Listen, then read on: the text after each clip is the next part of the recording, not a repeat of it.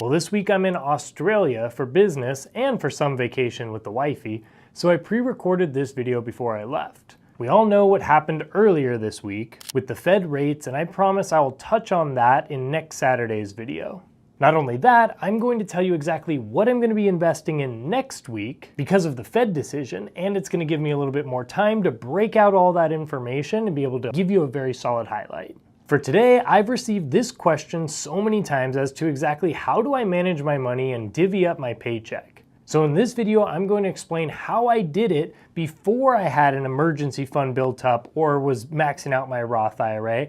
And then also I'm going to show you what I'm doing now, currently in 2025. It should be helpful to you no matter if this is your first finance video that you've ever seen, or if you're a multimillionaire and you're just figuring out how is the best way that I should cut up this paycheck or this income so that you can get very, very rich. Before I go into that, each Saturday I do also answer a question from the comment section in the Saturday video from before. So let me start there, and then we're gonna get into the main concept for today's video.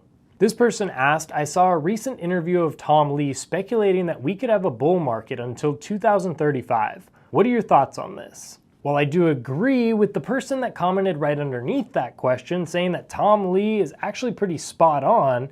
We have to remember that sometimes he does get it wrong. More recently, like in the last year or so, he was really big on small caps and saying that those are going to be the things that outperform by a landslide, and we're still waiting on that. He is fun to watch, and he's pretty much always saying that the stock market is not only going to go up, but it's going to go up like crazy. And so for us investors, we need to be careful because hearing this makes us excited.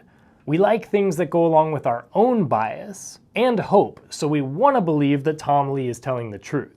So I just looked into recently what he's been saying and why he's saying that we're going to have a bull market until 2035, and what I found was actually pretty spot on. Tom Lee identifies a historical pattern where US bull market peaks have coincided with the peak participation of major generational cohorts in the workforce. Baby boomers peaked around 1999, Gen X peaked around 2018, and millennials are expected to peak around 2035.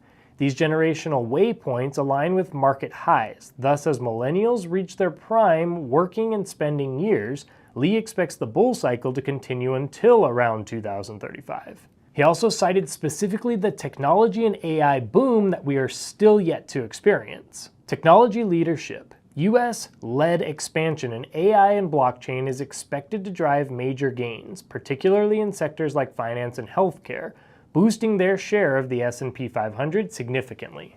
What are your thoughts on that? Comment down below or comment a question that I can answer for you next week. Or if you'd like, comment on how you specifically manage money and how you divide up your paycheck so that we can help others and so that others have a library of not only my thoughts, but also what all of you guys think. All right, so when I started out on this personal finance journey, I didn't have a fully funded emergency fund. I didn't even have a Roth IRA or any type of retirement account. So here's what I did at that point. And just as a recap, I believe that there's certain tiers that people need to hit in order to move on to the next level. So tier number one would be taking the 401k match at your job. It's literally free money. If you make $60,000 per year and they say they're gonna match your contribution up to 3%, then that means you're gonna put in 3% of your paycheck, which will be around $1,800 per year, and then they're gonna give you an additional $1,800 per year. So now you don't make $60,000, you make $61,800. Tier number two next would be to do everything you can to save at least $1,000 in an emergency fund. This is not a small number, but it's definitely not an absolutely huge number, so this is doable. If something big comes along and you need $1,000, but you don't have this saved up, you'll have to put it on a credit card or something that has 20% interest, and that will really hurt you long term. Tier 3, this third step would be to start adding towards a Roth IRA. The Roth is the most powerful retirement account for so many reasons, so I'd work toward maxing that out every year. The other really good thing about the Roth IRA, and the reason why I put this here before adding more to that emergency fund yet, is because you're putting money into the Roth IRA, it's growing tax-free, so hopefully 20, 30, 40 years down the road, that amount of money has grown to so much and it's all tax-free. But the huge thing here is it's almost like another savings account. at any point you can pull out as much money as you'd like that you've contributed into the Roth IRA. So if you've put in like $50,000 to date and something crazy happens and you don't have an emergency fund that has quite the amount that you need in it, so you need an extra $5,000 from somewhere, you can definitely take it out of your Roth IRA penalty-free because you're allowed to take out anything that you've contributed to it. So this is kind of like a souped up savings account that hopefully you never actually use, you never actually take out any of your contributions, but it should give you peace of mind because there is money there. The fourth tier, next I'd be adding simultaneously to two places. So if you have an extra $1,000 each month, you'd put $500 towards that emergency fund from before to grow that. The goal there is 3 to 6 months of living expenses in an emergency fund long term. Then the second $500 would go to a taxable brokerage account for more liquid style investing. Number 5, the next tiers differ depending on your life stage and needs, but somewhere in here would be things like adding to an HSA, 529 plans for kids, maxing out the 401k at this point, and then more diversification into other appreciating assets like possibly Bitcoin or gold or real estate. So now you understand the tiers and like where I would say that you'd want to put your money. And so when I started investing and I literally had nothing yet, this is how I did it with my paycheck. I'll always start with my tithe. I'm a Christian and I firmly believe that God has blessed me in so many different ways, and so giving back 10% to Him is just a no-brainer for me. So that was 10% of my paycheck. My living expenses equated to about half of my paycheck back then, so now I'm at 60%.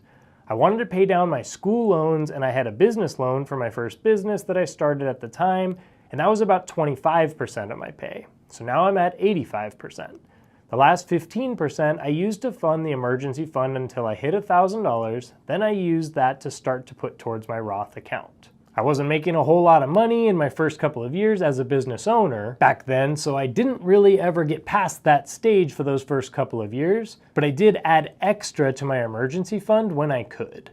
I'm glad I was adding to my Roth IRA back then, even if it wasn't being able to max it fully out, because compound interest is on your side and time is your most important ally. But now I'm in a whole different place. And now I do have a fully funded emergency fund. I do max out my Roth, usually right at the beginning of the year or end of the year, and I do this process called a backdoor Roth IRA based off of my income limits at this point. So now my monthly looks much different. I promise you guys, it's not fun, but once you get that emergency fund totally fully funded, and now you don't have to put any more money into savings if you don't want to, that investment starts absolutely skyrocketing and snowballing to become huge very, very quickly.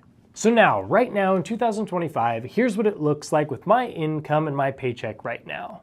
And I know I keep saying paycheck, but obviously whatever it is or however you bring in income, what I'm talking about is my full amount of income. I have a bunch of different income sources, and in a video coming up, I'll talk about all my different revenue streams. But right now, I'm a professor. I also own a jiu-jitsu gym. I have this YouTube channel. I do private financial coaching. I do corporate finance coaching. I run an exclusive Patreon group, and I have real estate income from rental properties. I obviously do make considerably more money now than I did way back then, so my living expenses definitely make up a much small portion of that income.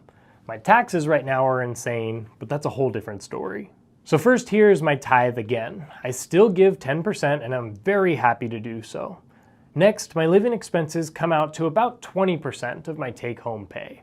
Then 5% goes into a separate savings account for my wife and I to go on vacations or for experiences.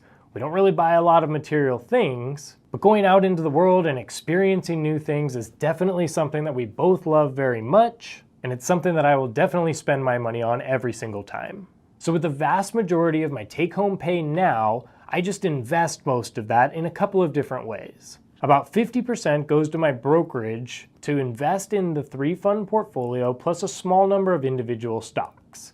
Then 5% goes towards crypto for Bitcoin and Ethereum. 10% goes into a separate savings account outside of my emergency fund and outside of the vacation fund. This is for my next business ventures that I don't even know about yet, but that I know are going to come across my desk, or for opportunity when the stock market dips like crazy. I love to start and scale new businesses, so if something cool comes across my table, I would love to take a consideration on it. Or if the market drops like crazy, like it did in April of this year, I'll deplete about half of this account, and I did do that this last April, and it worked out quite well.